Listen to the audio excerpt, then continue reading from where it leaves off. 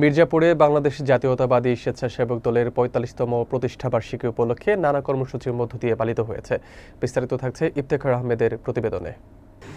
বুধবার দুপুরে উপজেলা বিএনপির কার্যালয় থেকে একটি বর্ণাঢ্য র্যালি বের হয়ে শহরের প্রধান প্রধান সড়ক প্রদক্ষিণ করে। পরে কার্যালয়ে আলোচনা সভা ও দোয়া মাহফিল অনুষ্ঠিত হয়। সভায় প্রধান অতিথি হিসেবে উপস্থিত ছিলেন বিএনপি জাতীয় নির্বাহী কমিটির শীর্ষ বিষয়ক সম্পাদক ও সাবেক এমপি আবুল কালাম আজাদ সিদ্দিকী। তিনি বলেন, বিএনপি করে কেউ দলের বিরুদ্ধে কথা বলবেন না। যারা দলের বিরুদ্ধে কাজ করবেন তাদের তালিকা করা হবে। দলকে ছোট করে নিজে বড় হওয়া যাবে না। দলকে শক্তিশালী করলে ব্যক্তিও শক্তিশালী হবেন। সভায় সভাপতিত্ব করেন উপজেলা স্বেচ্ছাসেবক দলের আহ্বায়ক মুস্তাফিজুর রহমান মুস্তফা এবং সঞ্চালনা করেন সদস্য সচিব মোহাম্মদ ওয়াজেদ মৃধা।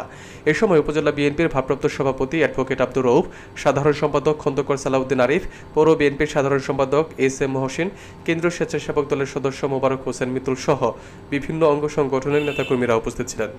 প্রতিষ্ঠাবার্ষিকী উপলক্ষে বৃক্ষরোপণ কর্মসূচি ও পৌর সদরে একাধিক ডাস্টবিন স্থাপন করেন প্রধান অতিথি। স্থানীয়ভাবে এই আয়োজনকে ঘিরে নেতাকর্মীদের মধ্যে উৎসাহ উদ্দীপনা লক্ষ্য করা গেছে।